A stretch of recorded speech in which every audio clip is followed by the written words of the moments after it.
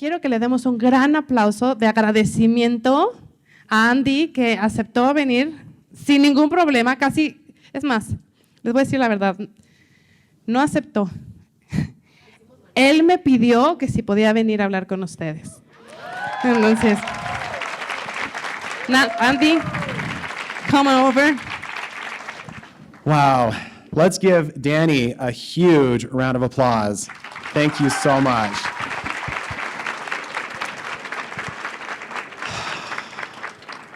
Wow. Thank you, Danny, for your heart.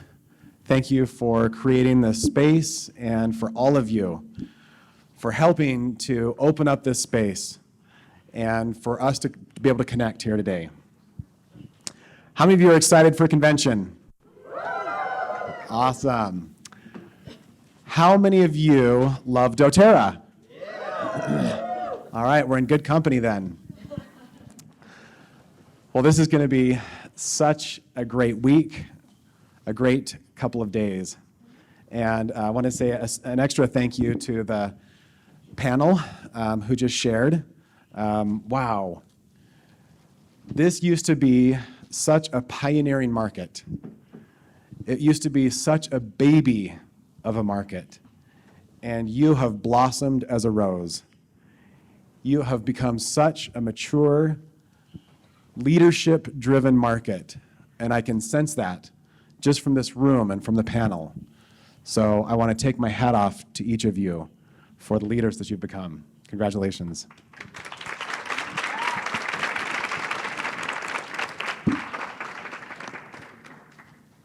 I want you to stand up if you are a leader.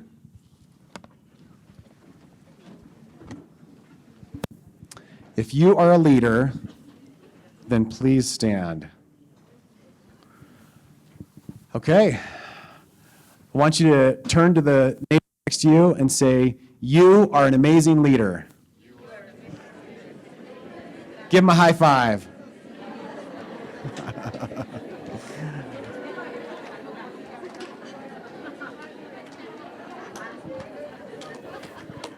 I love it. All right. We ready to jump in? All right, let's do this.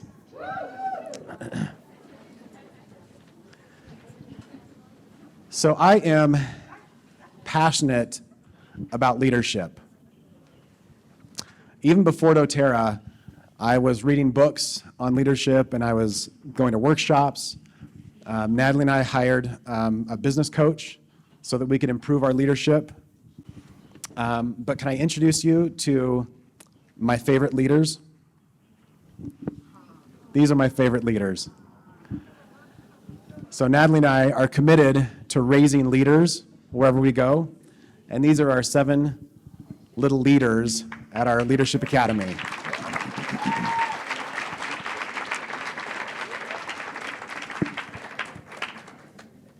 I'd love to have my wife, who's my partner, and our oldest leader come up and say hi.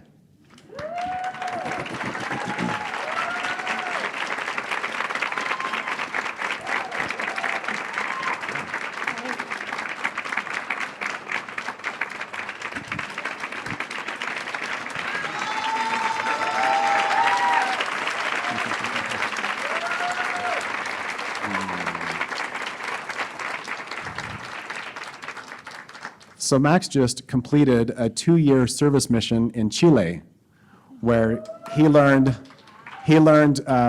mastered the Spanish language, and he himself has really stepped into leadership in so many ways. So we're so excited to have him home.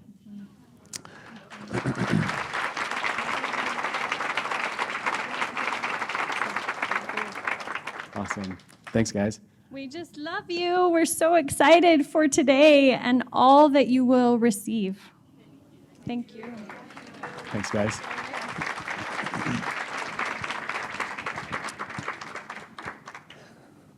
One of the things that I love to see is as we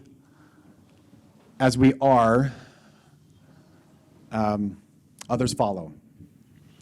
Who you are is how you lead. So if if you choose to live a wellness lifestyle, what do people do around you? They follow.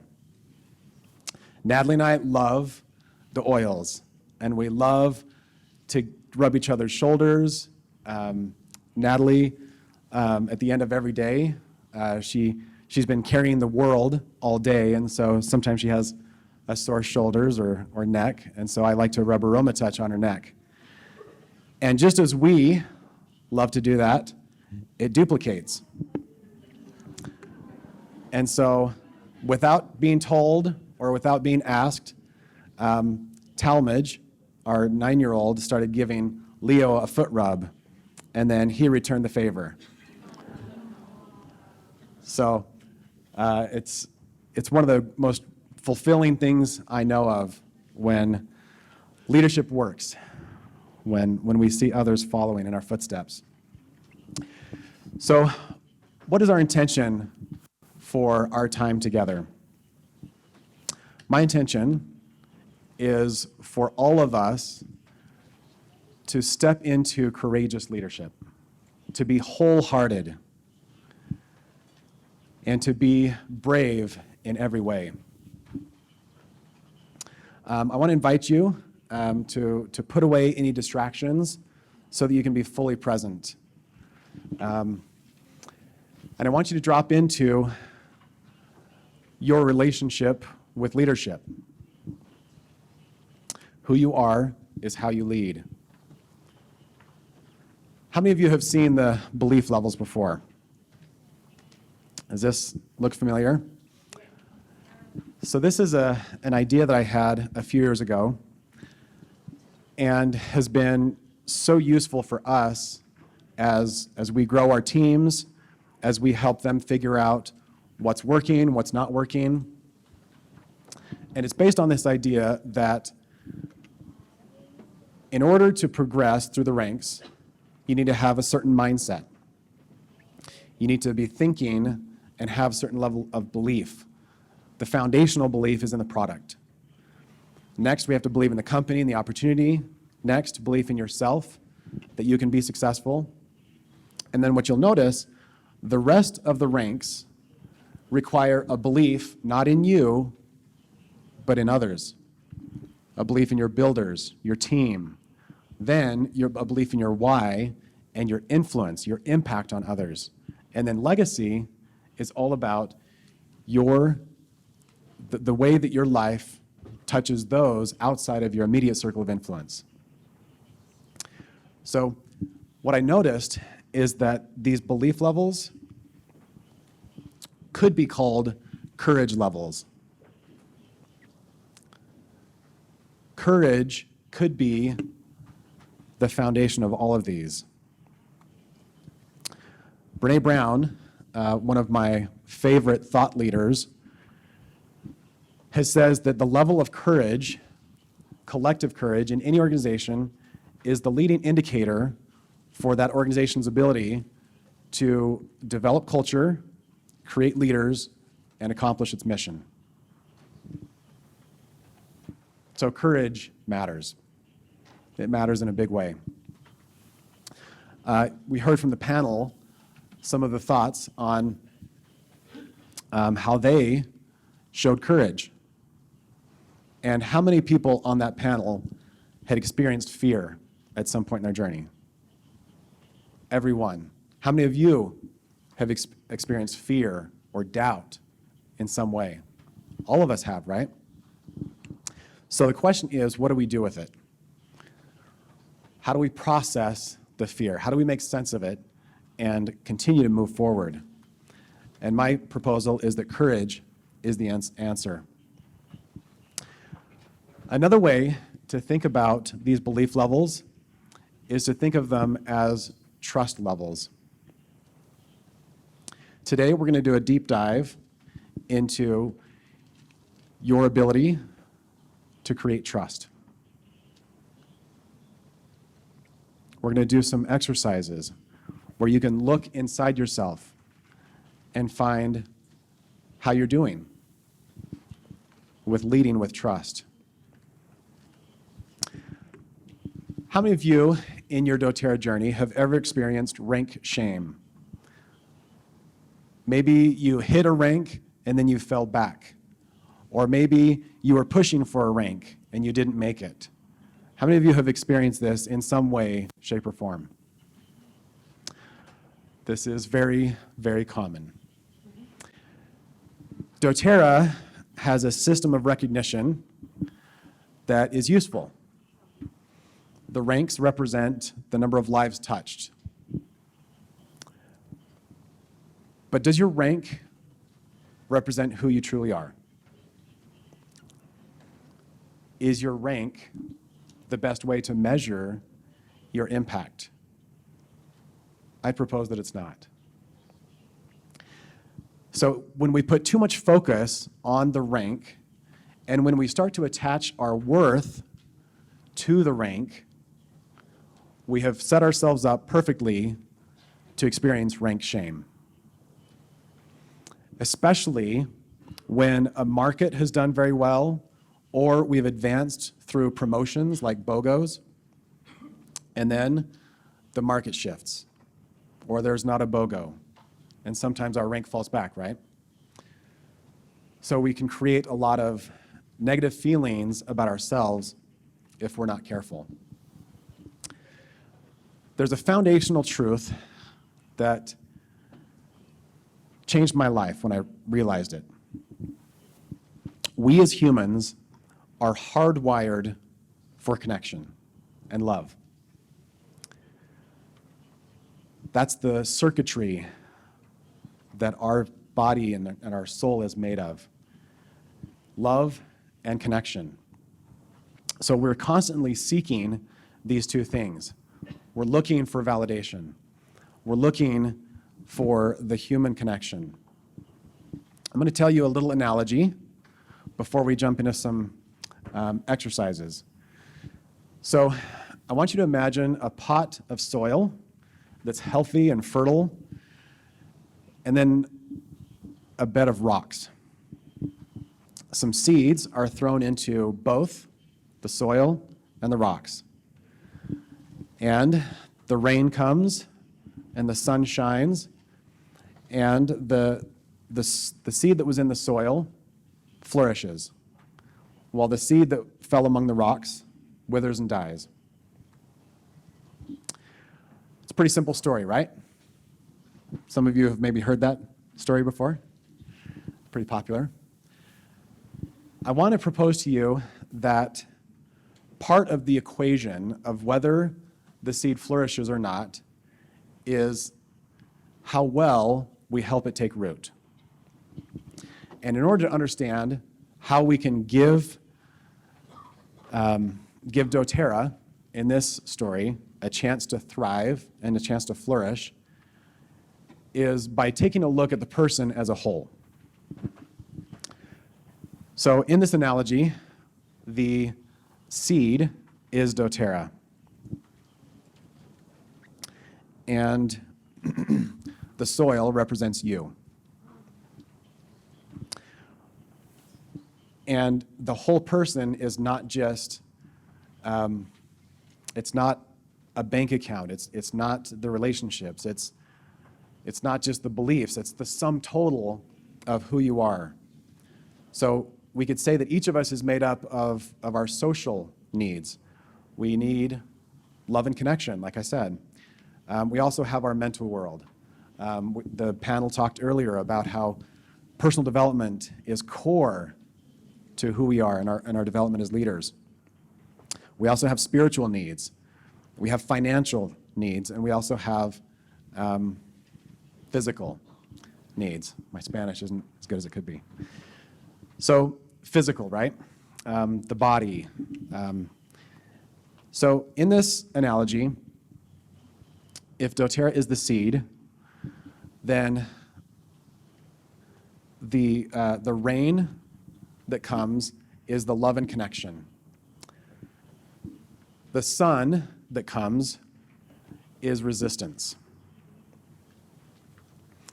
Resistance will come. Resistance is part of the process of growing. And what I've found in Doterra is that if we do not have deep roots, then it doesn't take very much resistance, and the plant withers and dies.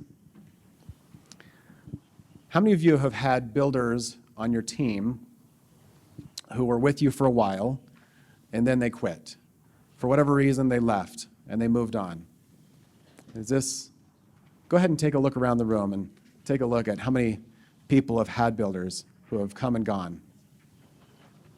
I want you to know that you're not alone. This is a very common experience. Do you want to know the secret of how to not lose builders? All right, let's go there. The key is to first to understand people as a whole, then to look for their unmet needs. So let's say you're talking to someone in line at the grocery store. They have a child who's coughing. What are some of their unmet needs? Health, right? Really simple. They need to help their child not be sick. It helps the mom have a better day. It helps the child do better. Maybe the child's missing school because it's not healthy. So we get to seek out those needs, and that's an example in the physical realm.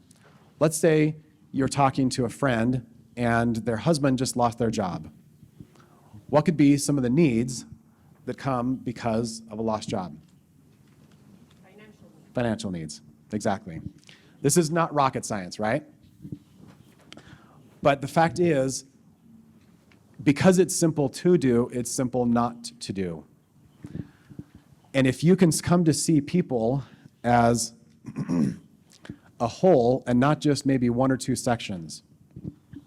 If you're launching a builder and they're using the oils for their physical needs, and they're starting to get some money as a result of building a business, then you might think they're set. They've got their needs covered, and they're going to be great. But the fact is, we all have much more need than that. How many of you love to gather with other people? Does it feed your soul? Awesome. How many of you love to feed your mind? And so you love a good workshop, a great book, great audiobook, right? So if we become bridge builders and we help people recognize that Doterra can actually fuel their needs in each of these 5 areas, we drive roots that can be very deep and lasting. And when hard things come, and they will, they stay. Natalie and I have been blown away at just how richly we can be fed in these 5 areas through Doterra. Our very best friends now are friends that we've made in Doterra. The financial rewards that we've received from Doterra have blown our minds and completely changed our view of the world and what's possible in it. The same thing is true of physical. Our health has been taken to new levels because of these precious gifts of the earth. So what does pouring into our leaders in all 5 dimensions look like? What does it look like to see needs in all 5 areas and to be there to serve those needs? It can look a million different ways. And so I just want to give a smattering, okay? This is us having lunch with a couple of new teams that we launched a few months ago. This is when I went to China, and one of our leaders, she needed to feed the kids. And so I woke up and made some scrambled eggs and fed the kids that morning. Every week I hop on a success coaching call Wednesday morning, and we answer any questions the field has. And guess where most of those questions come from? Do you think it's questions about the comp plan or how to use peppermint or lavender? Most of the questions come from the emotional, the spiritual, or the spiritual, social, or intellectual realm. This is where people tend to get stuck. And so we get to go there and meet those needs that way. Do you know how many times I've seen Natalie rub some of our leaders' shoulders? I can't even count. She has no fear getting into their personal space and loving on them to show how much she cares. So that's one way that love can look. How many of you have ever gotten a little package from me and Natalie around Christmas time? Okay. So this is one of Natalie's most amazing gifts, is the ability to think of thoughtful gifts and then to give at a scale that I've never seen before. So we used to make these gifts in our garage until we got to about 4,000 packages a year, and then we didn't have enough space. And so we have to use a warehouse and outside helpers. But this is when, can you see Eliza back there helping? She's raising her hand. That's one of our daughters. She's buried in boxes. Sometimes it means bringing food to your leaders. Maybe they're doing Diamond Club and they're having to be on the road, and so their family isn't getting the meals that they're used to. One of the ways you can serve those leaders is to support them in Diamond Club financially, but also to bring them meals. Maybe you go over and help with dishes. Maybe you help watch their kids while they're teaching a class. Love can take 1,000 different forms. So I want you to ask yourself what part you can play. What ways are you feeling drawn to serve your team? If you're having a hard time coming up with ways to serve your team, I want to suggest something really crazy. Ask them. One of the highlights of my Doterra journey was when one of our upline came to us and they didn't have an agenda. They didn't want to push anything. They just asked, what can I do to serve you and your team? Do you know how that melted my heart and made me feel like they cared and that they were there for me? So I invite you to follow your heart, but also go ask, how can I serve you and your team? Sometimes love looks like going on fun trips with your team. Mark and Jen Garrett, that Danny mentioned earlier, they have 9 children. So when we went to Disney World with our 7 children, that was 16 kids and 4 adults, and it's a miracle we didn't lose any of them.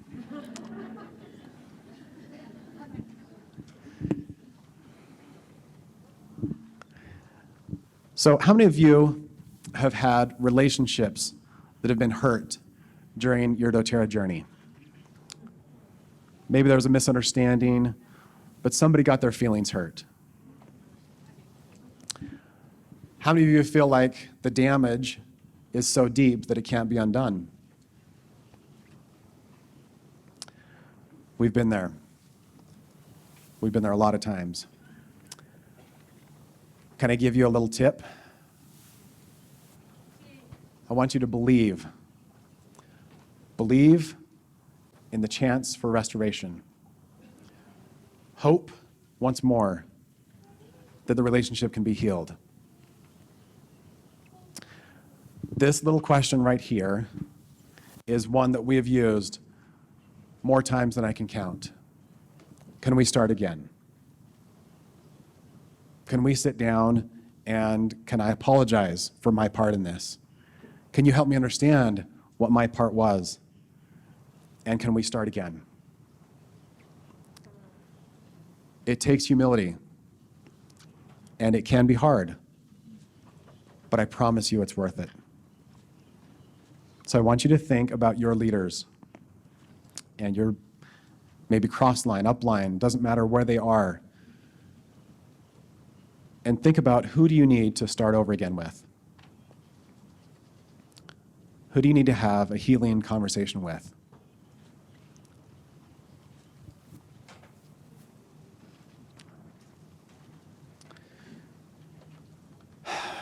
Let's talk about resistance. I love how Brene Brown has brought resistance into the public forum for conversation. But there's another thought leader who's done a masterful job of explaining just what resistance is. His name is Stephen Pressfield. And I don't know what this says in English. But I think it says that we have two lives. We have the life that we live, and we have the unlived life. And the gap between the two is resistance. The gap between the two is where resistance comes in. How many of you can relate to this? You know that you have something greater inside of you. You know that there is art or purpose that's waiting for you to pull it out and to bring it to bear in the world. I know this has been the case for us. I still remember when we just had 3 children, and there were 3 little boys, very busy. Natalie was changing diapers and wiping noses, and she just turned to me and said, "Is this it? Is this as good as it gets?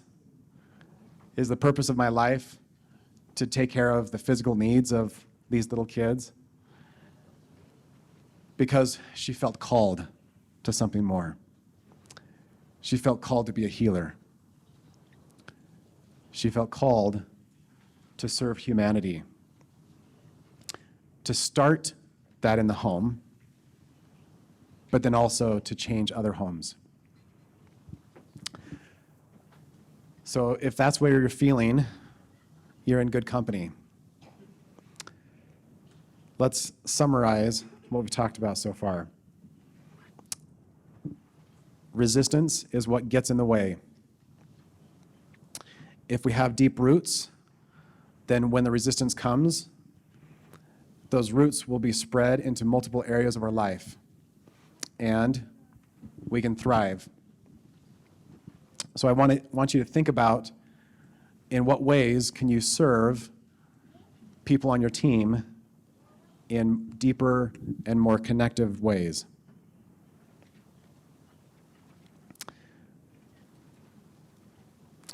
So go ahead and turn to your workbook, and on the first page, towards the bottom, you'll see a space like this, where you can think about, first, take an inventory of yourself.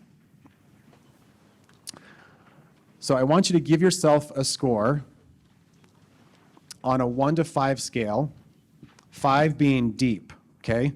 5 is, I'm all in, and I'm not going anywhere. I'm here for life. So I want you to think about, how deep are your roots in each of these 5 areas of your life with Doterra? So first, physical, then financial, social, mental, and spiritual. Once you have scored for yourself, I want you to think about your builders. Think about your leaders next, and write their names down, and then do a little inventory in your mind of how deep does Doterra have roots for them in each of these 5 areas. So go ahead and fill in as many builders as you have, and I would think of mostly your qualifying legs. So for your qualifying legs, how deep are the roots in each of these 5 areas for them? As you're finishing that, I'd love to hear from 1 or 2 of you on what insights you're having as you think about yourself and your team members in this context.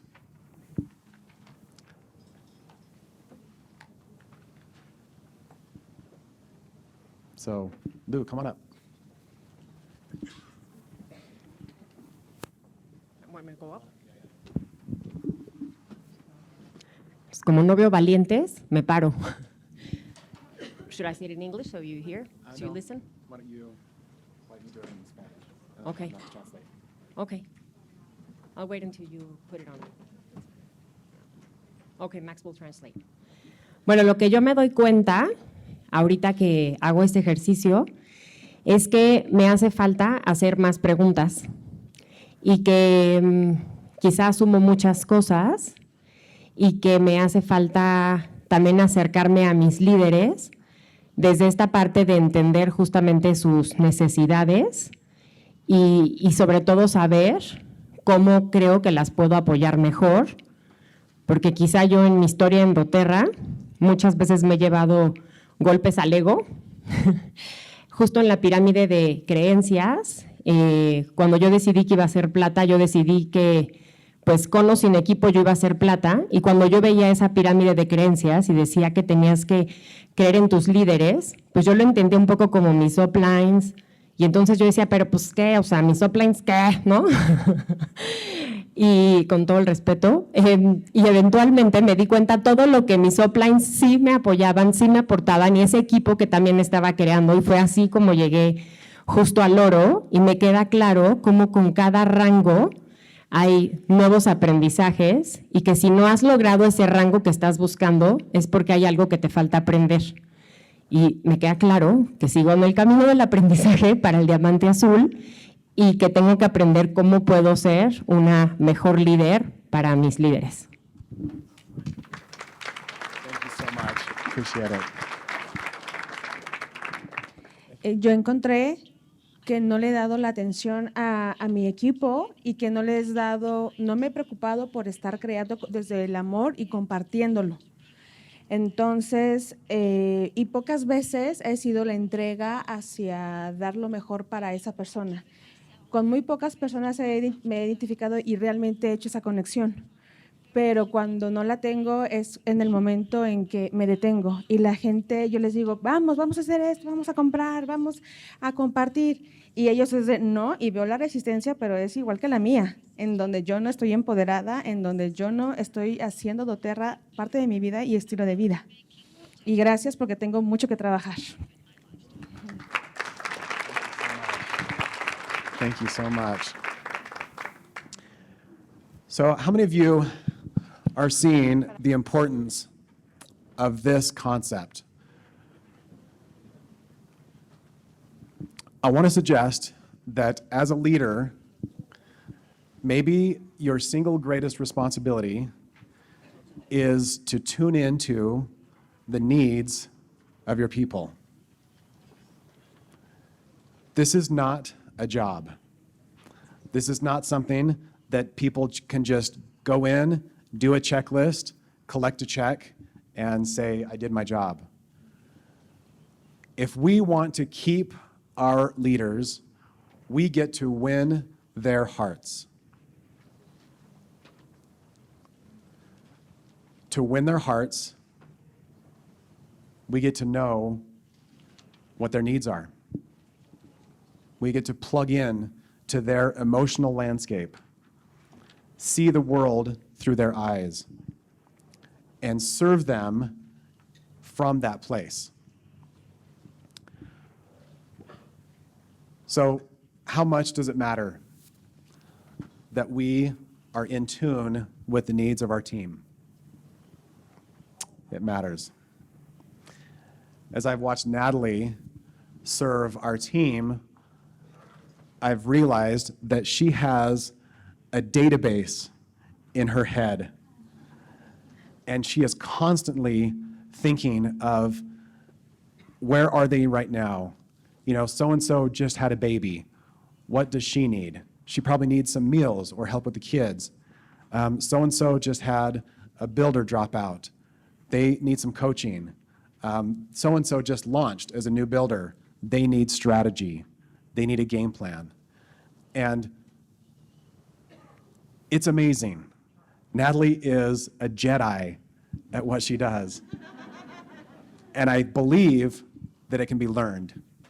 I believe that with some time and with some effort, that we can become that kind of Jedi that knows and loves and serves from their space of need. The fact is, if we're just rattling off what's in the Empowered Success Guides and we're not stopping to ask a few questions, we're not really serving them. My greatest fear with the Empowered Success System is that people turn to it instead of looking inward. That they go to paper instead of going to people to find out what the needs are. So I want to invite you to be a person, to be present, to do the things that only you can do, and that is to love.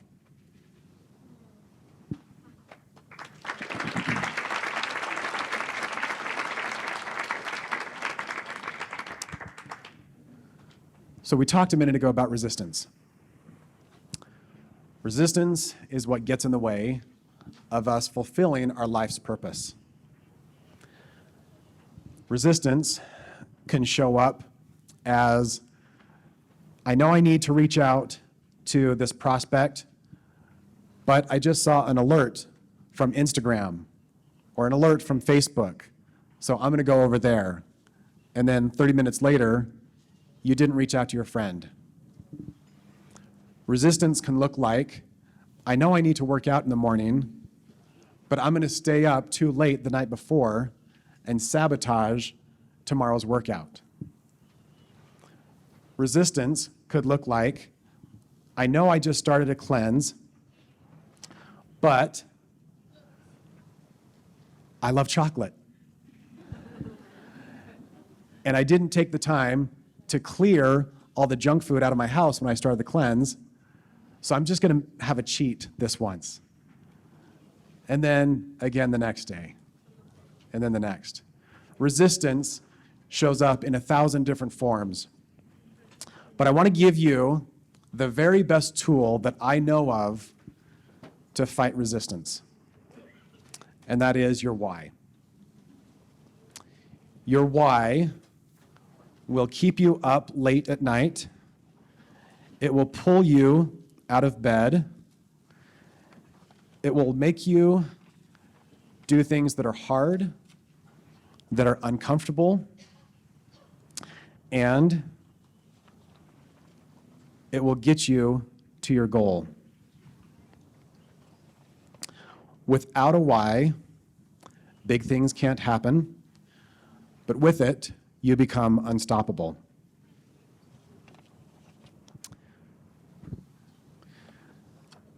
I want to share a little exercise from one of my favorite authors, Simon Sinek. How many of you have heard of Simon Sinek? Start with Why, one of his best works. Leaders Eat Last is another classic that I love. He just wrote a book that is rocking my world called The Infinite Game. And the big idea is that we all need purpose.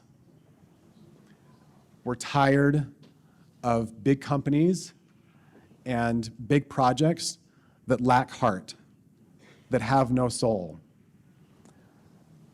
We're tired of the stock market. We're tired of government and other forces that suck the soul out of life. So his book is a guide to get your passion back and to live with heart. So the first process I want to take you through is getting to know your why. How many of you feel like you know what your why is right now? Do you feel like you're pretty clear? Awesome. That's a good group. It's amazing how far we can get without being clear on our why.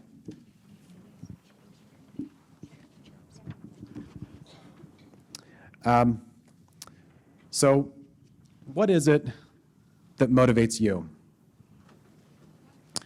What drives you? What inspires you? I want you to go to the next page in your workbook. It looks like this. Thank you.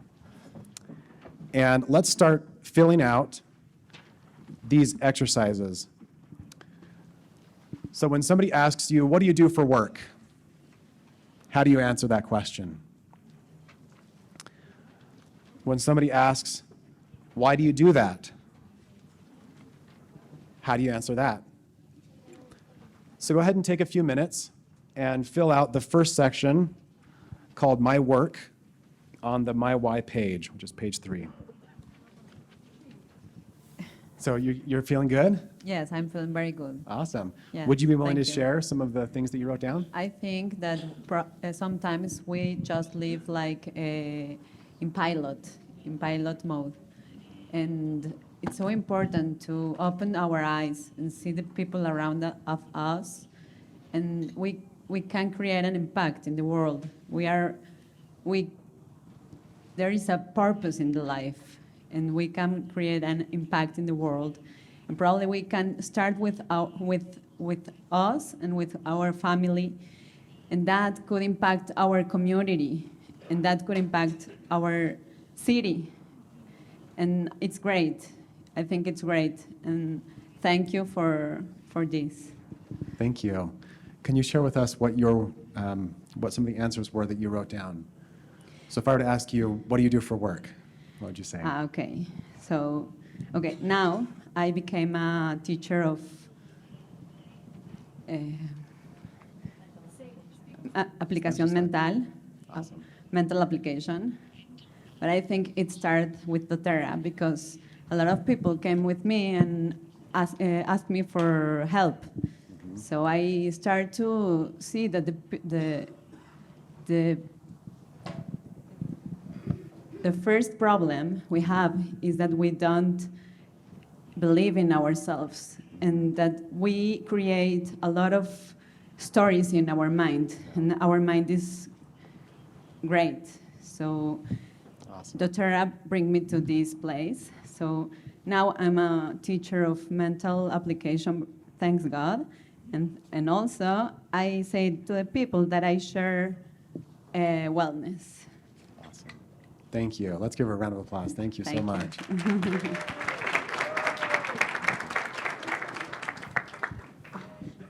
Who else wants to share some of the insights or share their why with us? Mi por qué está completamente alineado a mi libertad y tiene que ver con libertad en todos los sentidos. Yo tengo un pasado fuerte en el mundo corporativo y en el mundo de la consultoría, en el cual muchas veces me vi involucrado en situaciones en las que no quería estar. Y conocí a mucha gente en mi carrera que estaba en lugares donde no quería estar, que tenía que estar atendiendo una junta sin sentido en lugar de estar atendiendo a sus hijos enfermos. Entonces, creo que eso me marcó mucho y mi porqué en Doterra es el absoluto concepto de libertad, que tiene que ver con estar haciendo lo que quieres estar haciendo y con quién lo quieres estar haciendo. Awesome. Thank you so much. So it sounds like one of your core values is to live with passion, to live inspired, right? Awesome. Anyone else wants to share their why? Okay, let's go here first. Hola, bueno, más que mi porqué, quería compartir como una reflexión que ahorita me pegó como muy fuerte, y es darnos cuenta del mundo tan desconectado en el que estamos viviendo, darnos cuenta del mundo en el que no volteamos a ver el de al lado, y bueno, aportar algo para que este mundo, el ideal de este mundo pudiera ser en donde podamos vivir conectados, podamos actuar con amor, y estar viendo al de enfrente y no solamente lo que nosotros necesitamos, que es lo único que al final nos va a llevar a crecer. Beautiful. Thank you. Awesome. Thank you so much. So our why is what drives us, right? It's the purpose for what we do. And as human beings, we need purpose. That is the fuel in our tank. So the trick with a why is to go even deeper and to move it into something that others can get involved with. The goal with a why is to make it inclusive, to make it big enough that anyone can buy in. What Simon Sinek helped me understand is that your why is who you are. It's the sum total of your beliefs and your values. And for most of us, it's there to be discovered, but it doesn't change. There's something else, though, that Simon Sinek's last book is all about, and that is a just cause. So a just cause is basically your vision played out into the future. So it's your why fully manifested in a future world that doesn't exist. So your why that you shared reminds me a lot of Simon Sinek's why. So he said that his why is to inspire people to do what inspires them, so that together we can each change our world for the better. That's his why. His just cause is to build a world where the vast majority of people wake up inspired, feel safe at work, and return home inspired every night. So do you see the difference? They're based on the same concept. They're both about living an inspired life, but his just cause is actually actionable. It's something that moves you towards that vision. So if we think about companies, for example, how many companies have a true just cause?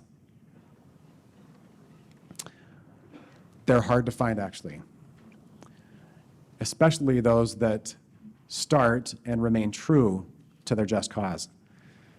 So let's take a look at the 5 criteria for a just cause. Simon Sinek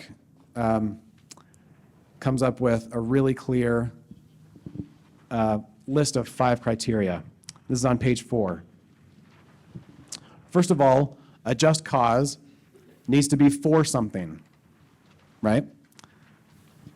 It can't be to fight poverty, or to fight the war on drugs, or to fight, to end crime.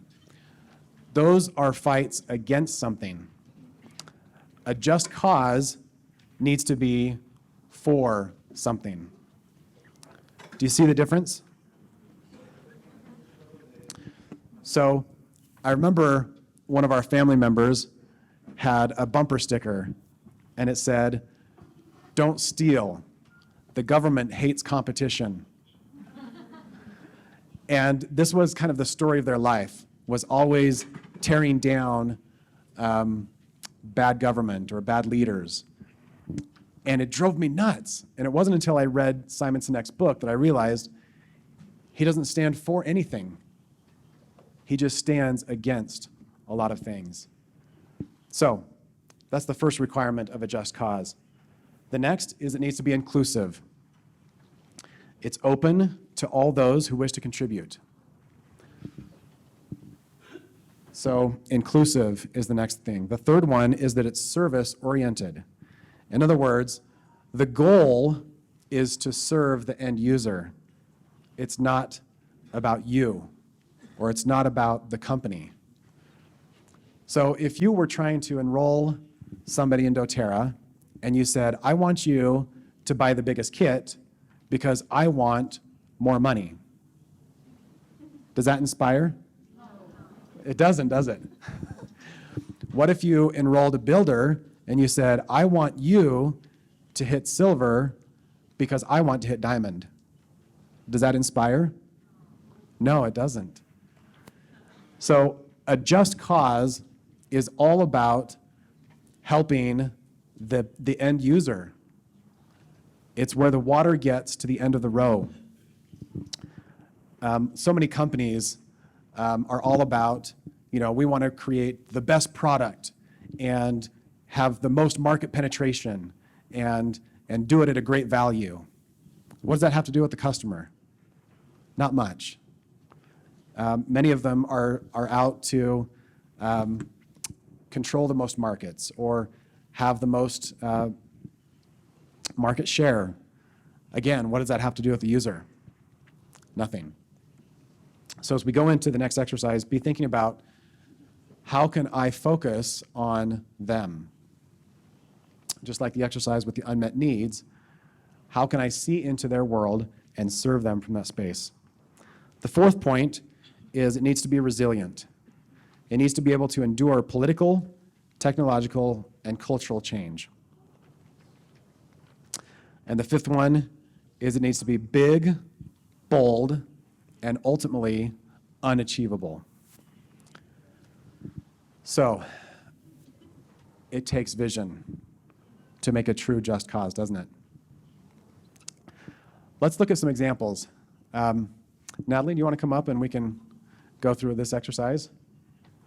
So, we've been through a journey to discover our why. How many hours do you think we've spent journaling and reflecting and refining? Maybe too many to count. Yeah, it's a big number, isn't it? Maybe we'll share a microphone. Okay. So if we were to say, it's working now, what your why is, what would you say your why is? My why is I want people to be able to listen to their inner voice so that they can live free every day. Awesome. And what would you say your just cause is? My just cause is I want to live in a world where there is a healer in every home. That healer is listening to their inner voice. They know how to, they're empowered, right? And they are free. They have that freedom. So what do you notice about Natalie's why and her just cause? Freedom. Mm-hmm. What else? They're aligned. Mm-hmm. Do they meet the criteria that Simon Sinek gives us for a just cause? They do. It's not about, I want to have the biggest team in all of Doterra, or I want to have the biggest check in all of Doterra. I want to have, the fastest growing team, or I want to have the highest rank in all of Doterra. Do you notice that Doterra wasn't even mentioned in her why or her just cause? Not even mentioned.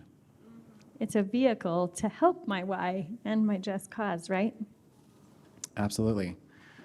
So in what way was her why and her just cause about the end user? Mm-hmm. Yeah, she wants people to be inspired. She wants them to listen to their inner voice and to be empowered, to be a healer in their home. Mm-hmm. So let's take a few minutes now. Anything else you want to share? Awesome. Thank you, love. Yeah, give a round of applause.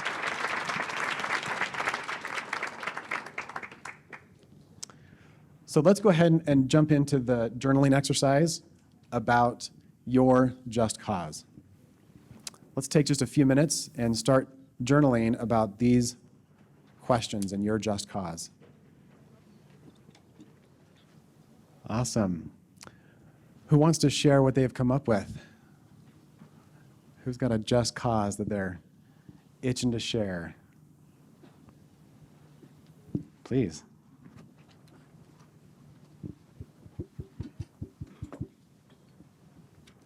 No, Mick.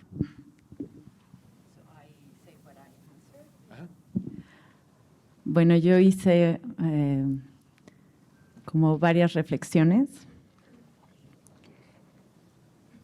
La razón por la que quiero ser parte de y contribuir a es por el gozo interno que da cuando alguien es lo que es y descubre cuál puede ser su contribución para cambiar el mundo. Como que eso cura el alma de la desesperanza. ¿Cuál es mi visión de un mundo mejor? Uno donde cada quien pueda hacer exactamente eso que es, en absoluta libertad y reconociendo el regalo que es para los demás. Y si pudiera hacer cualquier cosa sin límites, ¿qué sería algo que haría para hacer un mundo mejor?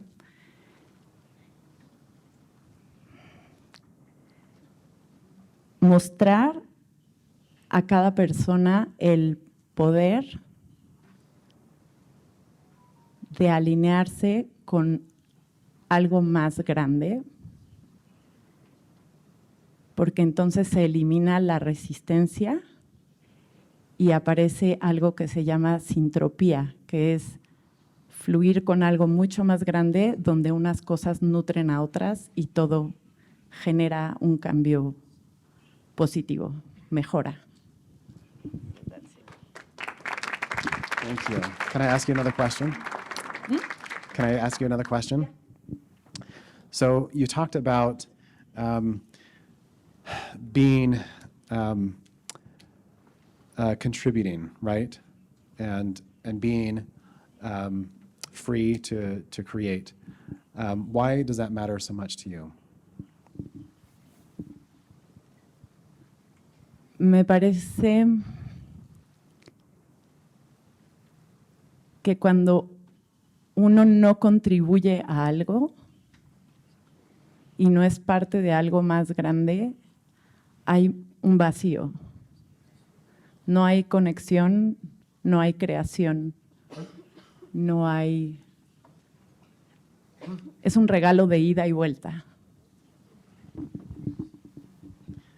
And who's the person that helps you realize that you are a creator and the power of contributing? Lo que me mostró eso fue mi propia incomodidad, mis monstruos, mi vacío. Cuando encontré que la única forma de resolverlo era abrazar al monstruo y cambiarlo, fue que aparecieron las otras respuestas. Thank you so much.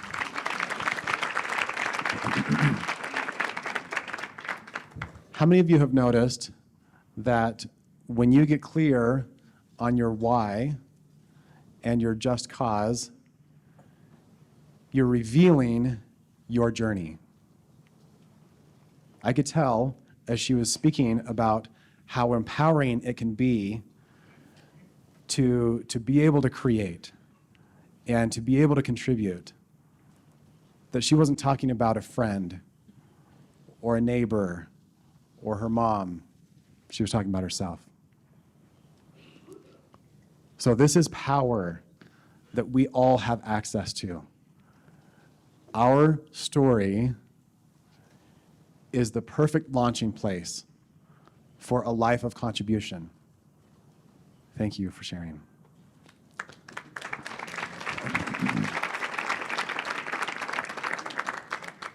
Who else would like to share their just cause?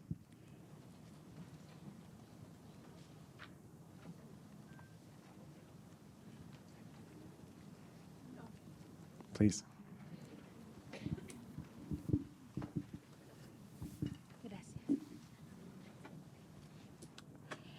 Mi razón por la que quiero ser parte y contribuir es para seguir sanándome.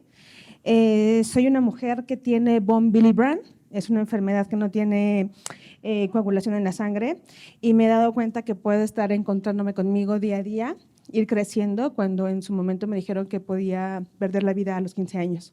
Hoy tengo 36 años, soy una mujer sana, soy una mujer que puede dar más y puede seguir empoderando a otras personas para seguir creciendo desde el amor y desde algo sano. ¿Cuál es mi visión de un mundo mejor? Ser esa contribución de amor para los demás, para encontrarse y para que ellos mismos crean, así como yo estoy creyendo en mí, para poder ser una gran líder como ustedes.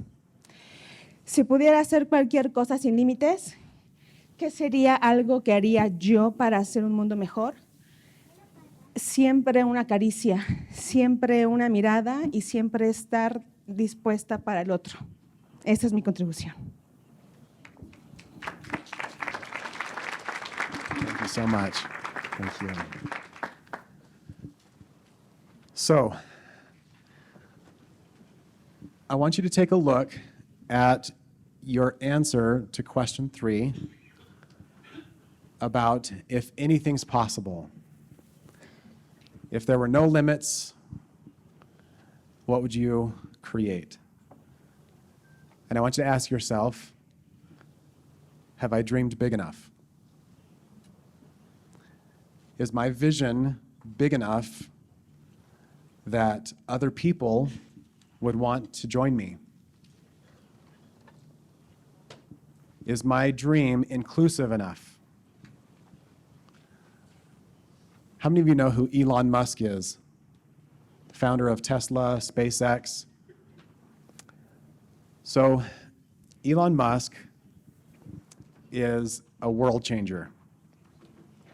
He's not content with the status quo. And do you know what his just cause is? He wants to wake up in a world every day that's awesome. He wants to look forward to the future. He wants to have a future that's exciting. That's his just cause. And he's doing it. I've personally bought into his vision. I want to have an exciting future.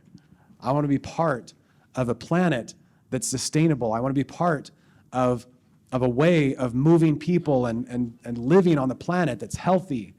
And Elon, he's changed my world, at least in a small way.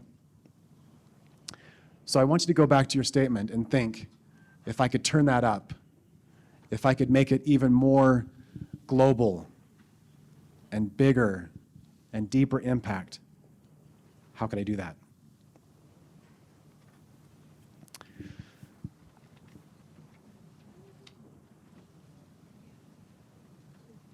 Sometimes we start life with a dream.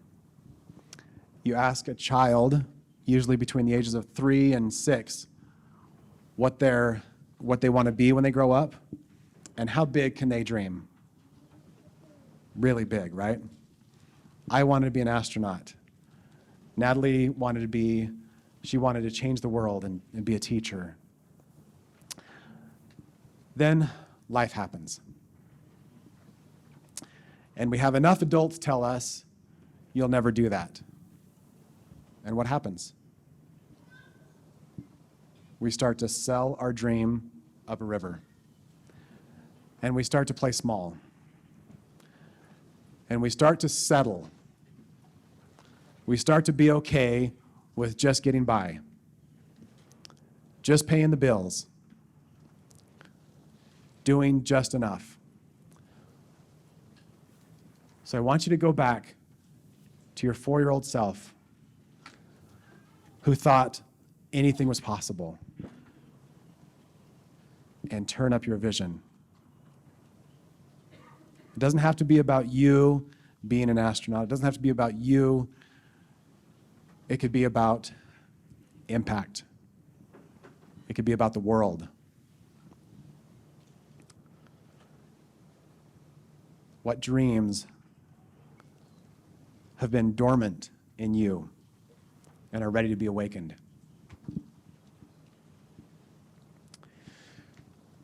Any questions about just cause? What it means and why it matters?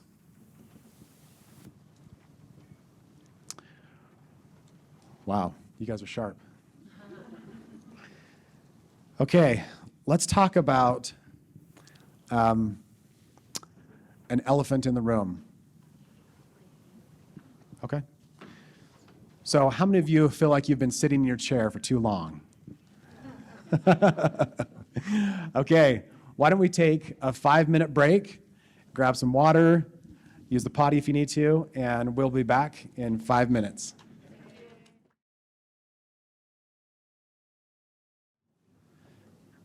So, is Doterra, or is it not, a relationship business?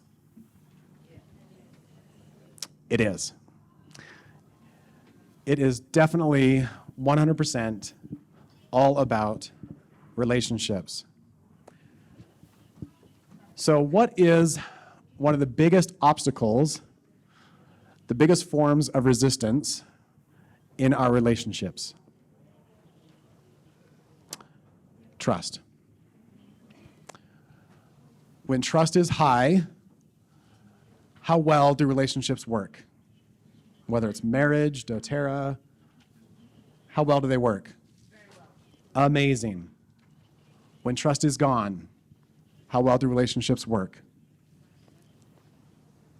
They don't. So trust is the elephant in the room that I want to talk about next. Trust is something that we can spend our life force building or breaking,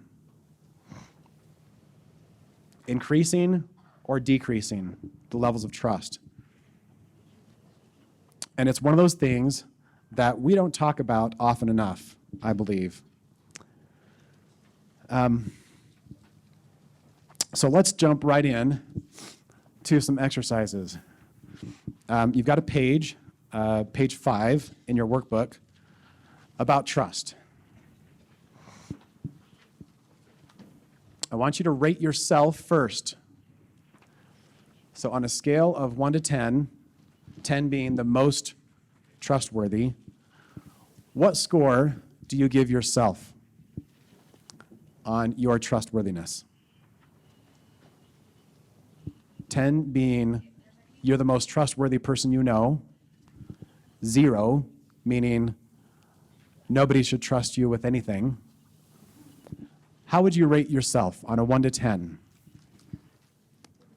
Next, let's go to an inventory of your key relationships in Doterra. You could do this with your family. You could do it with your community. But for today, we're going to take a look at your Doterra team.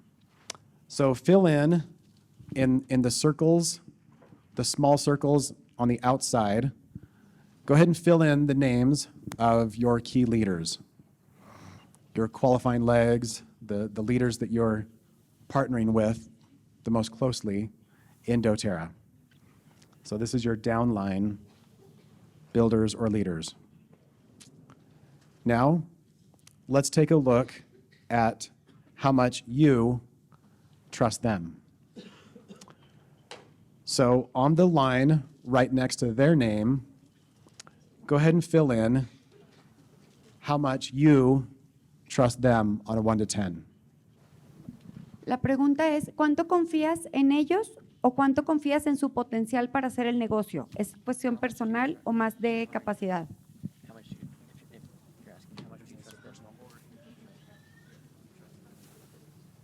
Okay. So this is a fun part. It's really convenient to put our life into compartments and say, do I trust you with my Doterra world, but I don't trust you with personal things. And notice how when you started to come up with your score, how many of you went to compartments? And you went to either business or personal. Anybody notice themselves doing that? Okay.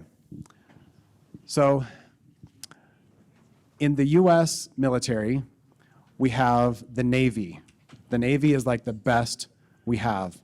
Within the Navy, we have the Navy SEALs. And then within the Navy SEALs, we have the elite Team SEAL. So like Team SEAL 6, for example, is one that did some cool stuff lately. The fact is that with these elite people, do you know what the number one requirement is? Trust.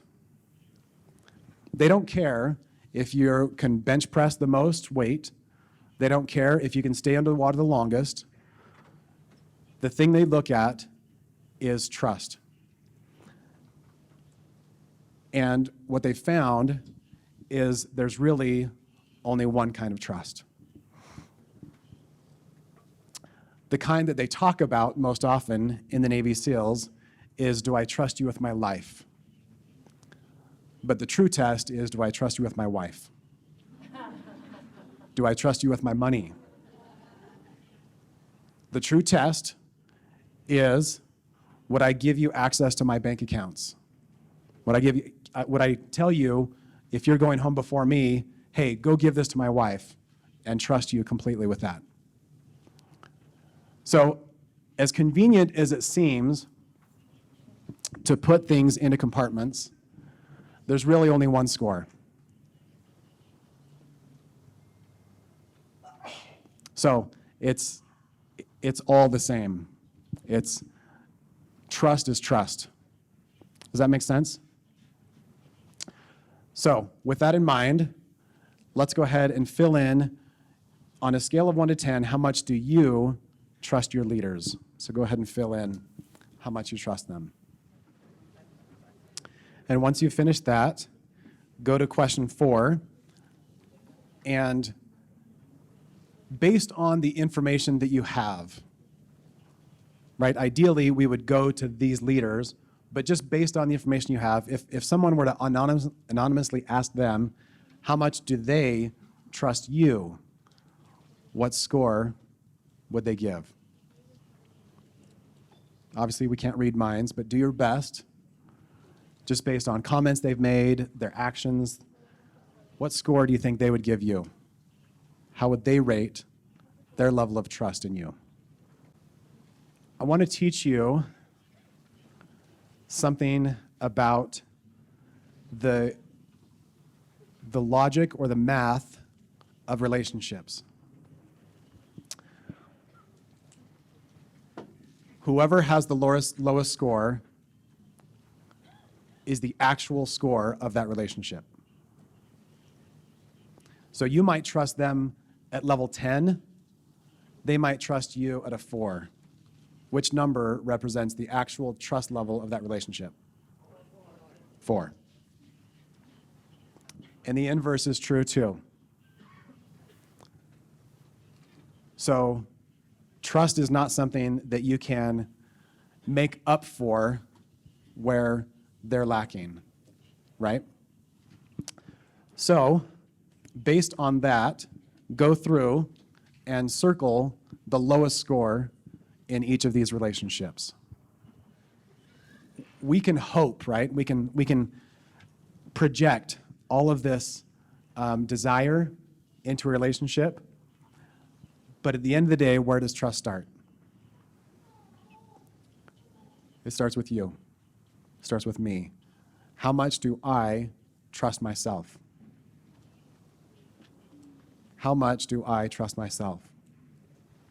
So go ahead and rate yourself on that. 1 to 10.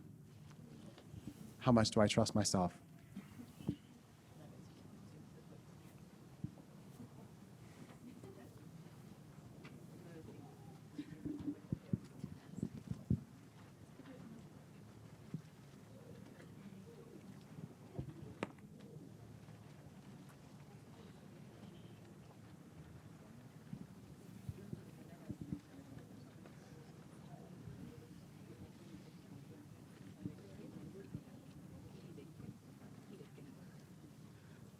any other insights as you survey your team, as you think about yourself?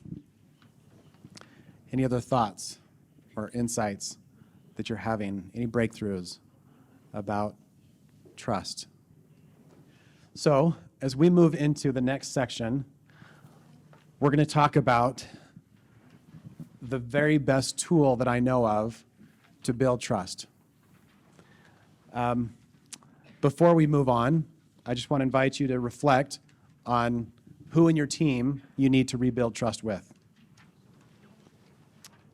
Number 5, who do you need to rebuild trust with? And number 6, when you think about attracting new people to your team, would you rather have somebody who creates massive volume or massive trust? So, food for thought. My experience is that trust matters a lot more than volume. Okay, there are 2 ways to do leadership. One is to armor up. The second way is to be vulnerable and to be courageous. To be vulnerable, there's a great definition by Brené Brown, and she says to be vulnerable is to risk emotional exposure. So vulnerability is, it's a willingness to open your heart, to let the world know that you're imperfect, to let people in to your imperfections. So this will shed a little bit more light too. So Lou, would you mind reading this with your awesome voice? Con esta definición en mente, pensemos en el amor. Levantarse cada día y amar a alguien que quizá nos ame o tal vez no, cuya seguridad no podemos asegurar. ¿Quién podría permanecer en nuestras vidas o quizá, sin previo aviso, salir? ¿Quién puede ser leal hasta el día de su muerte o quizá nos pueda traicionar mañana? Esto es vulnerabilidad. Brené Brown. Thank you very much. So our love life is probably the easiest place to see what vulnerability looks like and feels like.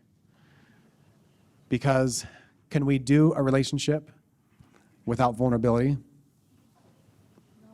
No. There's no space. So what I want to propose to you today is that the way you do anything is the way you do everything. And being vulnerable matters in every relationship. I love this quote right here. Only be vulnerable in the relationships that you want to keep. Powerful. Powerful stuff. So there are a lot of myths about vulnerability, but ultimately, vulnerability is when the stakes are high and emotions are also high. Being vulnerable keeps the dialogue going. It opens up a space for you to be wrong and for others to be wrong as well. It creates space for learning and for growth. Vulnerability is, in my opinion, the single greatest tool for building trust. So the alternative is armoring up. So armoring up is, I love that visual of putting on metal to protect us, right? To keep us safe from getting hurt, to keep us safe from being made to look foolish. Armoring up is, it prevents us from growing, from being seen, and from being in connection with others. It's fear-driven and we primarily do it to self-protect. What I've found in my years of working with humans is that armoring up always has at its core a limiting belief about ourselves. That belief could be, I'm not enough. It could be a defensive belief, like, if I do open up, other people will use it against me. I'm not going to be honest or open. No one else is. Why do I have to put myself out there?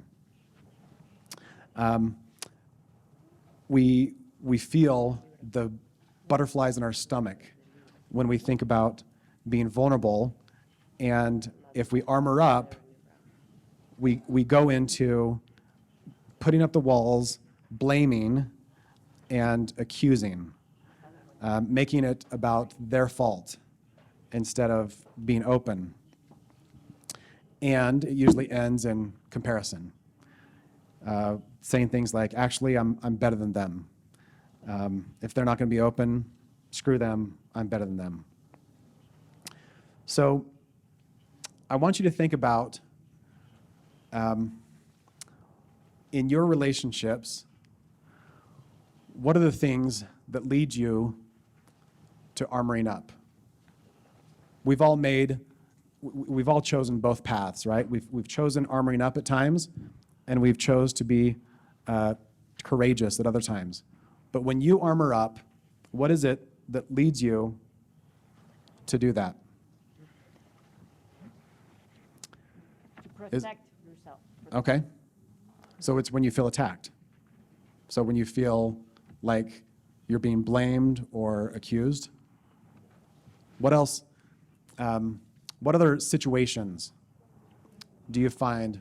What's that? Lies. Is that what you said? Awesome. What else?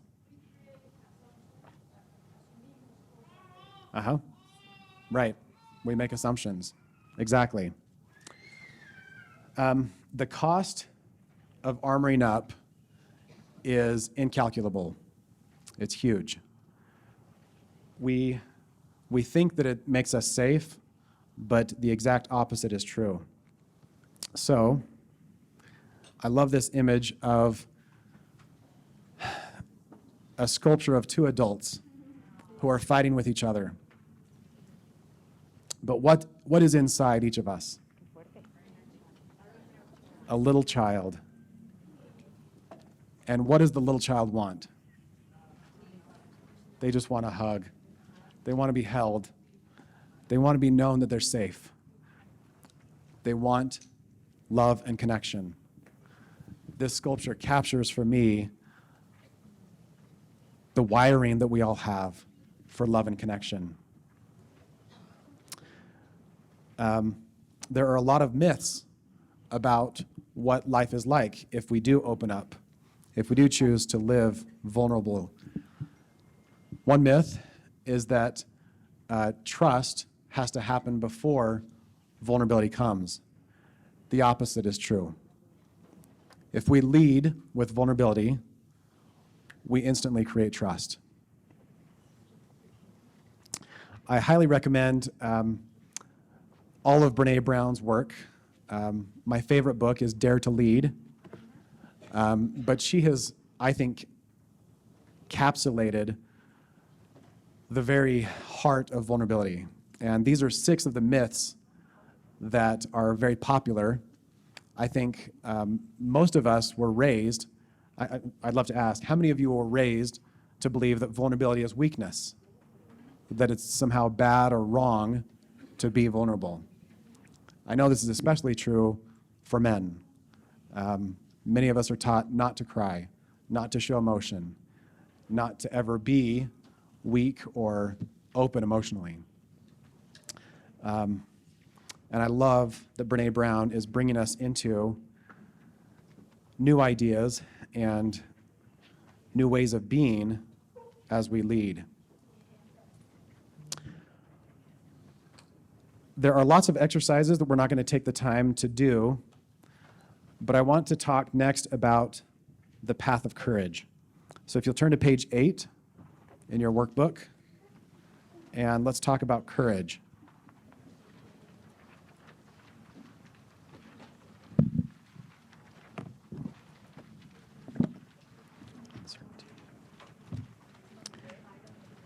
So I invite you, hopefully today or tomorrow, to do these exercises while it's fresh on your mind. You'll get the most out of it if you'll commit to finishing these on your own. Some of the questions have answers. How many of you have noticed that there are answers at the bottom? Most of them, where will you find the answers? In your heart. These are reflection questions. So I invite you to take the time to do that. So, courage. What is courage, and what does it look like? I love this quote right here, that the minimum requirement to lead is to care. If we don't care, then there's no point. There's really no need to pursue this path of courage and courageous leadership.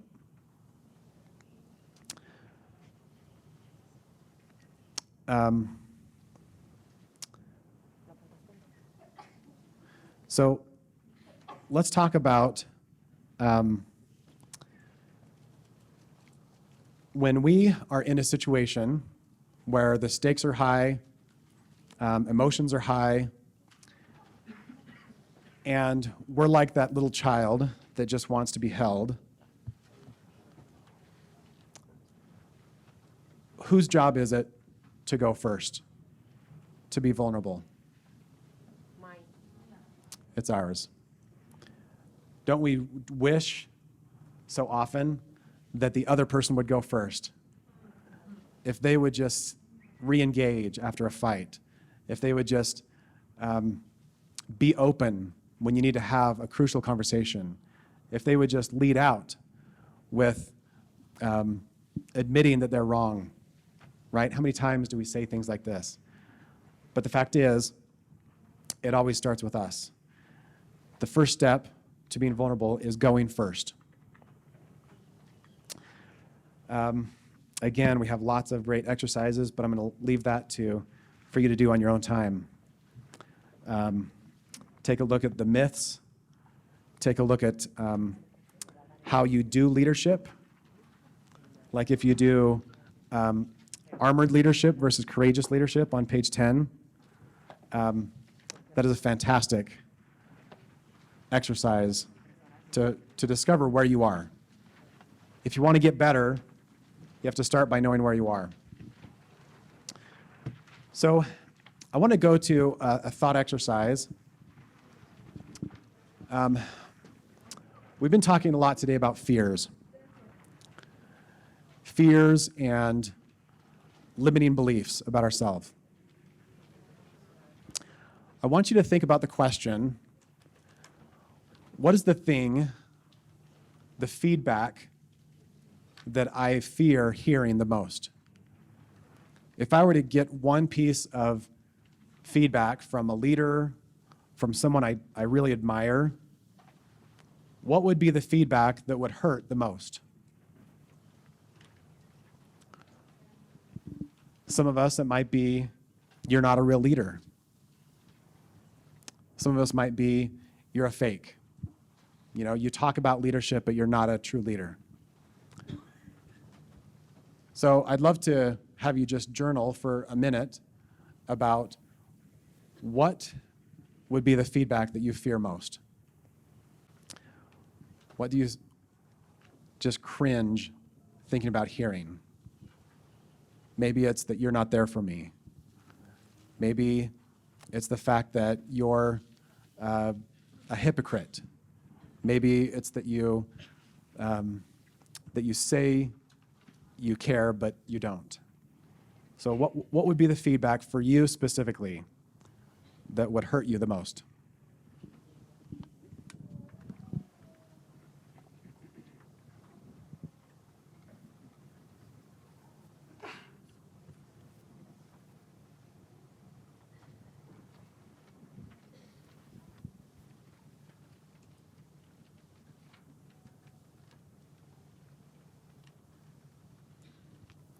Maybe it's all you care about is the rank. You don't care about me as a person, you just care about your power 3 or your rank.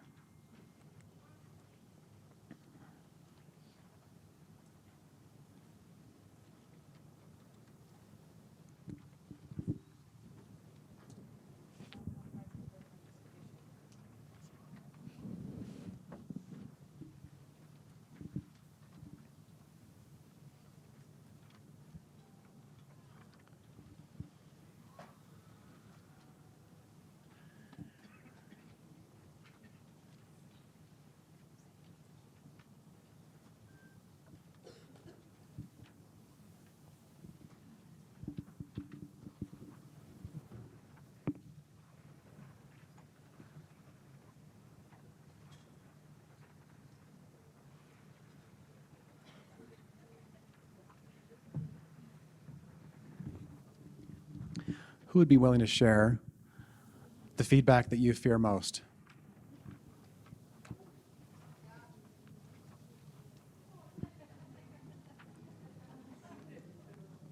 Anyone else?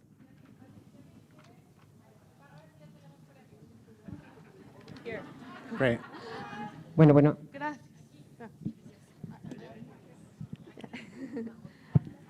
No, que Go ahead. no. Bueno, el No, miedo que que no. yo descubro bueno, lo que me da más miedo es que me digan que no confían en mí y ya me lo dijeron. Por eso lo descubrí.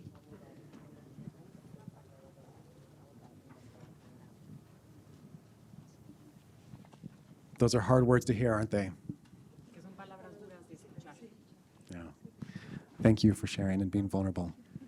Dos cosas, que dañé la salud de alguien, o sea, que los aceites afectaron la salud de alguien, sería algo que me dolería mucho, y no llegar a un rango y sentir que en 2 años perdí mi tiempo. Thank you for sharing. Mi miedo ha sido el que me digan que cómo pretendo que sean mejores líderes o que quieran ser un mejor rango si yo no he logrado avanzar en otro rango. So hopefully in this time, you've had enough clarity to know what your greatest fear is. Maybe it's getting hit in the head with a bottle that's thrown into the air. It's fine.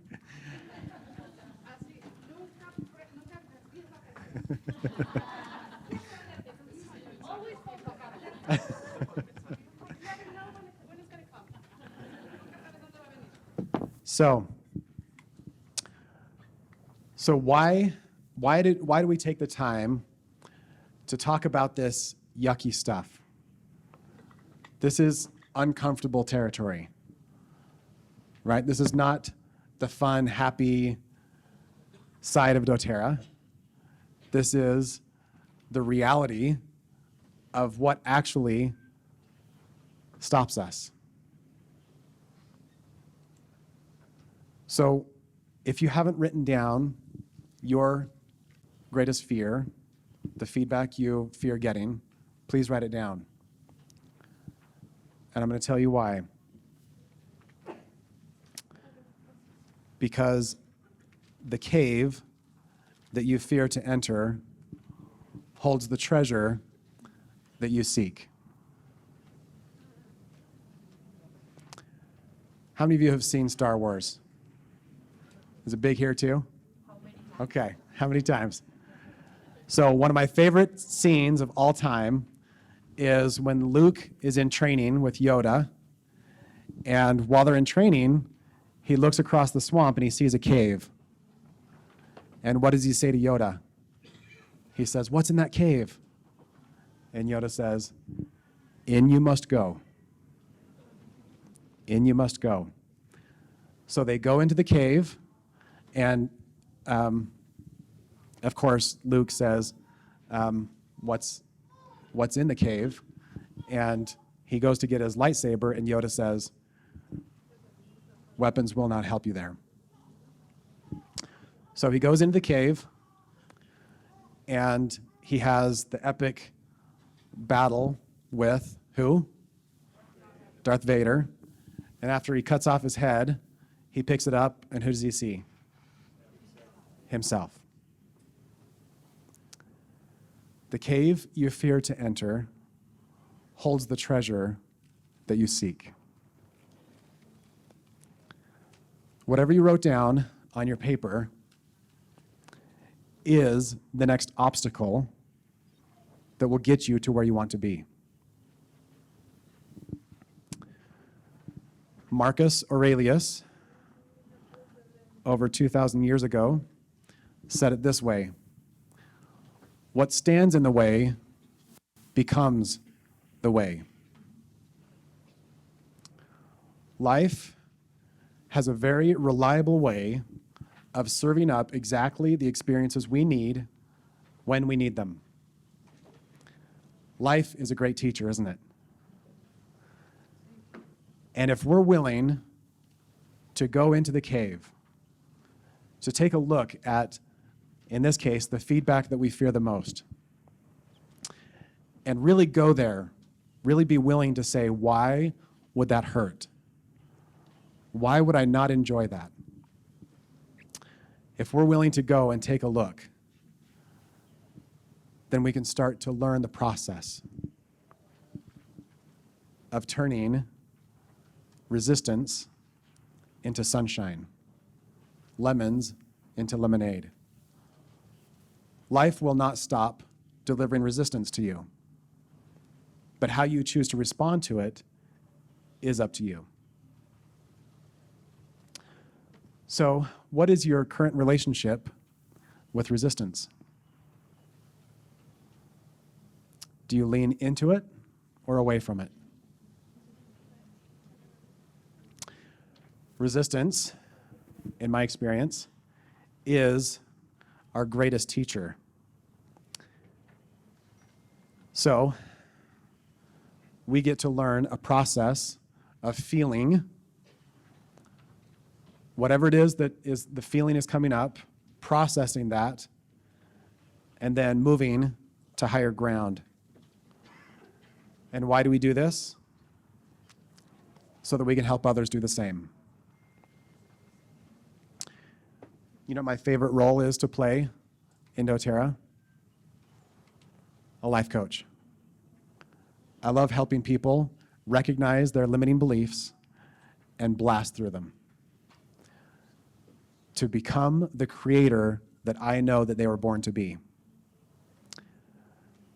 And this is my vision and my just cause, that each of us can be that agent for others, that we can be a catalyst that helps others become the very best versions of themselves, that we help them become true creators of health, of wealth, of meaning, of purpose. I believe that we were born to create. And if we can become the healers that help others, we can bless the world. We can make the world a place we all want to live in. A safe place. A place where we can be who we were meant to be. Wow. I wish we had more time. I know. Sure.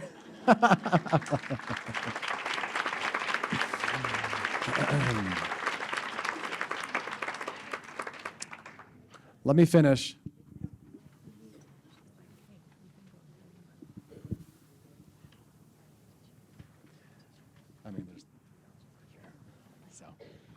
Okay. Let me give you one last practical tip before we wrap up.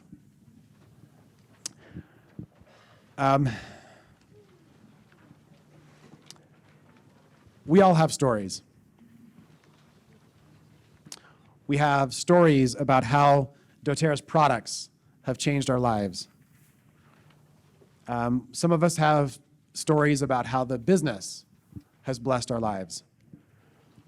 Many of us have stories about how the personal development that we've received in Doterra has blessed our lives. I want to present a way of telling your stories that will be so much more moving and effective.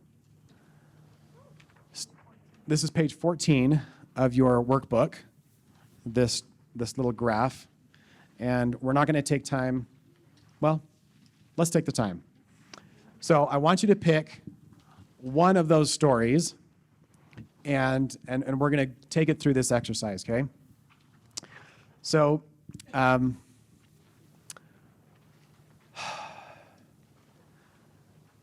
Max, could you come up and we can go through your story?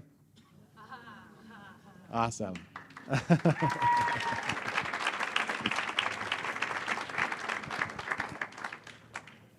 Great. So Max is one of my heroes. How many of you know about the accident that he had when he was 14? He had a burn injury. Wow, not many. Okay. So I'm going to demonstrate the default way that most of us tell stories, okay? And then I'm going to have you try on a new way of telling a story, okay? So when Max was 14, he was really into science and really into chemistry, and he was experimenting with some fireworks in the garage. They went off, and he received burns, third-degree burns on 38% of his body. We rushed him to the hospital, and the healing process was really long, and it was really hard, but the oils were amazing. We had one situation where his, right after the burn, the body swells, right? It starts to absorb a lot of moisture. And so his arms became so swollen that he was losing circulation to his fingers. So if they allow that to continue, then the fingers, they'll have to amputate. And so they do a deep, deep incision into the skin to release that pressure, just to allow blood to keep flowing. It's called an escharotomy. And obviously, Natalie and I were not excited about doing an escharotomy because it leaves permanent scarring. And it just doesn't seem very nice. So we talked to the doctor and said, we actually use essential oils. Could you give us some time to reduce the swelling? And the doctor said, this is irreversible. When the body is this swollen, it doesn't go back. We have to do this. So please sign this form so we can do this surgery. And anybody here knows Natalie, they know that her will is stronger than theirs. Her belief is stronger than theirs. So she said, will you give me an hour? Give me 1 hour with the oils, and then we can revisit this. They said, whatever, go for it. So we started applying lemon and frankincense to the bottoms of his feet. And I mean, we were hitting it hard, and we were doing it aromatically, even though he was unconscious. And an hour later, they came back, and they took a test, and guess what happened? The oils worked. And he was able to avoid the escharotomy in both arms, and we were able to have a much better outcome. The same thing was true of when they needed to irrigate fluids on the burns. We fought really hard, especially Natalie, to use essential oils in those tubes so that we could increase the healing, keep the skin, pliable, and again, we had amazing results. So the oils work, and they're amazing, and we're so grateful that Max had such an amazing recovery. Okay, stop. So that was a true story. That was what happened. Those are all facts.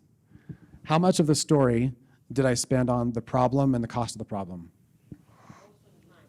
About 5%. The problem, I only talked about the burn and how hard it was for 2 sentences. So that's the problem and the cost of the problem. The solution, I spent about 95%. I talked about how we used the oils for the escharotomy. We used oils in the tubes. We had a great outcome, and we loved the oils, right?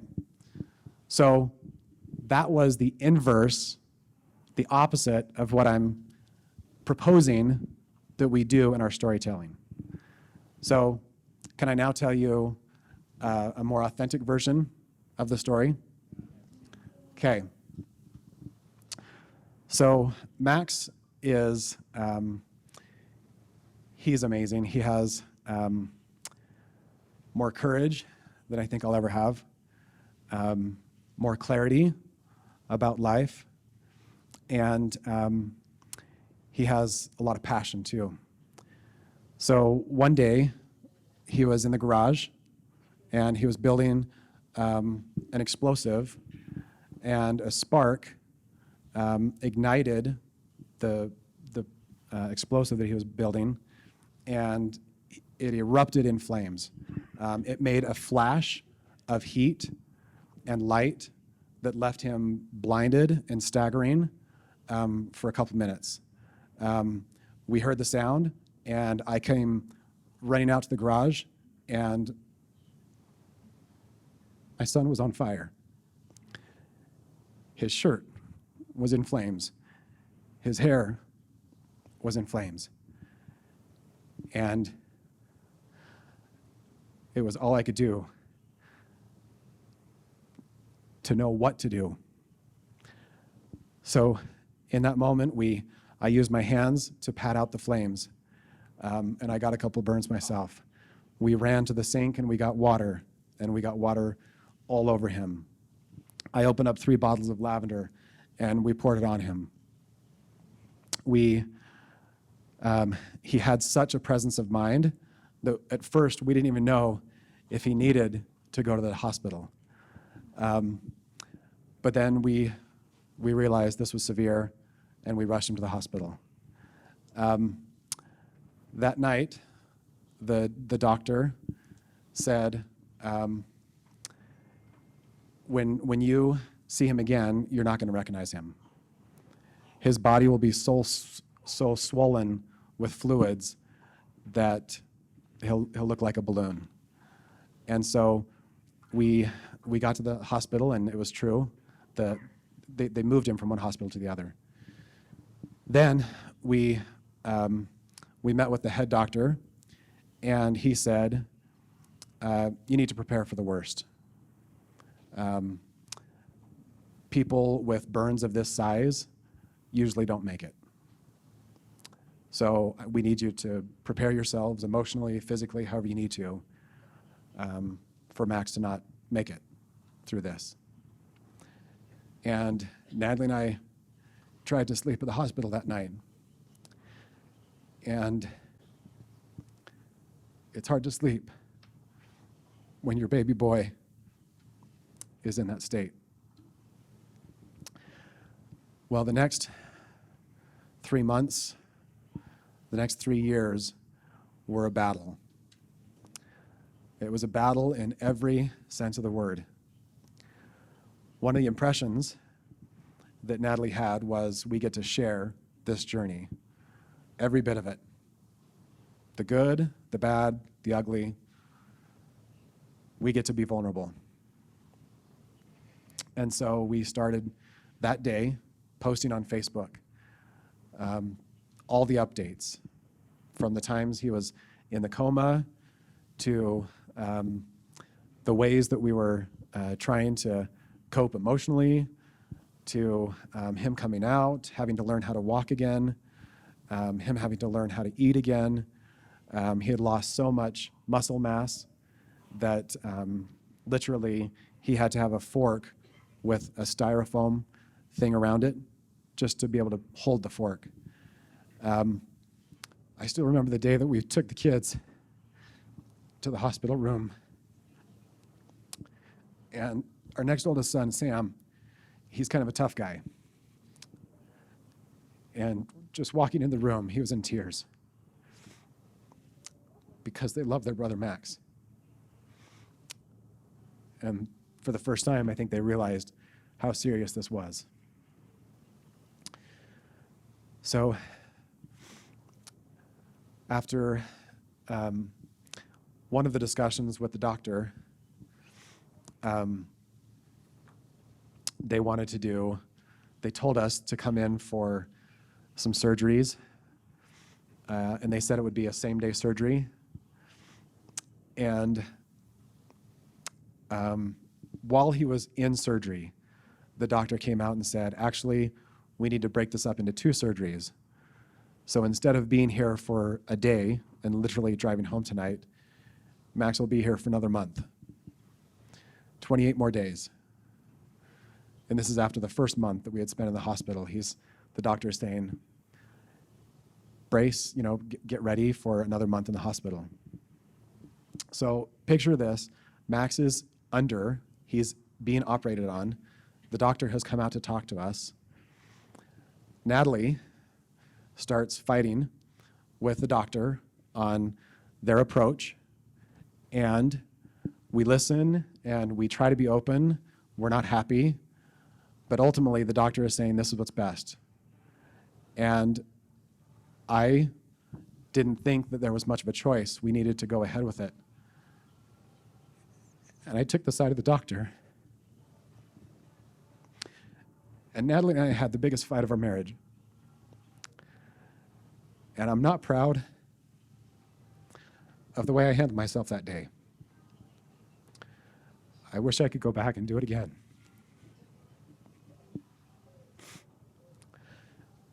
Another byproduct of posting about the whole journey is that some bloggers read about it and they thought that we had faked the whole thing. They accused us of making it all up so that we could sell more oils. They even posted that while Max was in a coma, it would be better if he died because he had such awful parents. The way we handled it and tried to use a natural approach. They turned us in to the Child Protective Services, and they said they'll probably lose their kids. And so I dealt with post-traumatic syndrome, stress syndrome for months.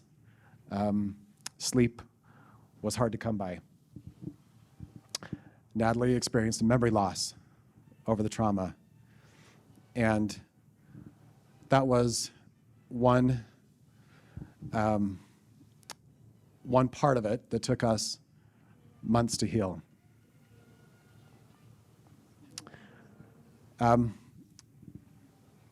So when Max had come out of the coma and the drugs had worn off, we were able to have some good conversations with Max. And we said, Max, I'm so sorry all of this has happened to you. You know as well as we do that you're probably going to have scars for the rest of your life. And I wish we could go back and take that away. And do you know what Max said? He said, if I could go back and do it all over again, I wouldn't change anything. The people that we've met and the blessings that have come because of this whole journey have made it all worth it. So fast forward to 2 months ago, or no, just 2 weeks ago, we had a small fire in our basement, and we tried to find a fire extinguisher. We couldn't find one. Max and I were the ones trying to, handle it. Natalie was getting the kids out of the house. And while smoke was billowing out of a room, Max and I were standing outside. Guess who went in to put out the fire? Max did. So I am forever grateful for his courage, for his attitude, and for the light that he is in my life. So thank you, Max.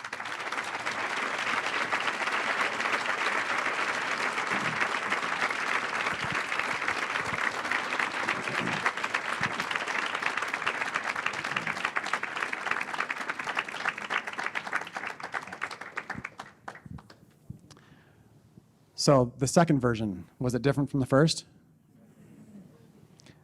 Really different.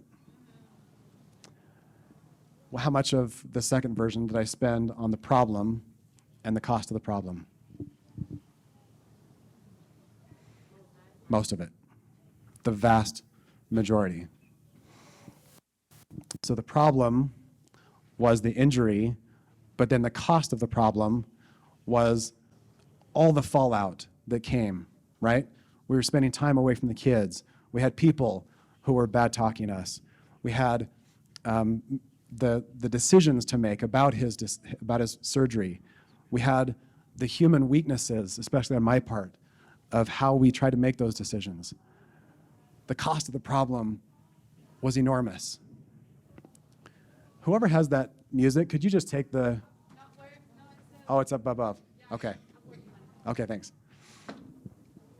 So the cost of the problem is where we have an opportunity to truly connect with other people. People want to connect. You have a story that they can connect with. Does it have to be as dramatic as this story? Absolutely not. This same template can be applied to every one of your stories, whether it's product or business or the personal development. It's all story. And story is what inspires. Sometimes we call ourselves network marketers, but really we're just storytellers. So my invitation is for you to take some time to craft your story. Think about the ways that you can be more vulnerable as you talk about the problem and the cost of the problem. If we pretend to be perfect, if we act like we have it all together, then there's nothing for people to connect to. We become like Teflon.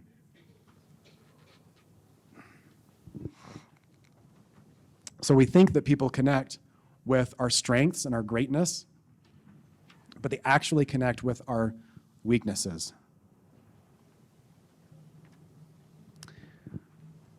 We think that sometimes we have to inspire them with our perfection, but it's actually our imperfection that inspires the most and how we deal with that imperfection. So, how many of you will commit to rewriting your stories and leading with vulnerability? Good. I want to say one thing. What I shared right here is more than I've ever shared with any group ever. And thank you.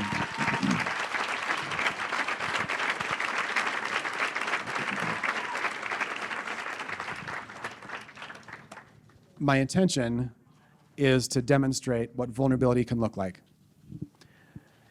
If you ever find yourself using vulnerability to force an outcome, that is manipulation. That is not true vulnerability. So my invitation is to check your heart, check your gut. The story that you tell might shift every time you tell it, depending on who you're telling it to and which parts you need to share. So vulnerability is not a science. It's more of an art than a science. So let me bring this home with an amazing quote by Theodore Roosevelt. And I'm going to need this one in English. Actually, Lou, let's have you read this to us.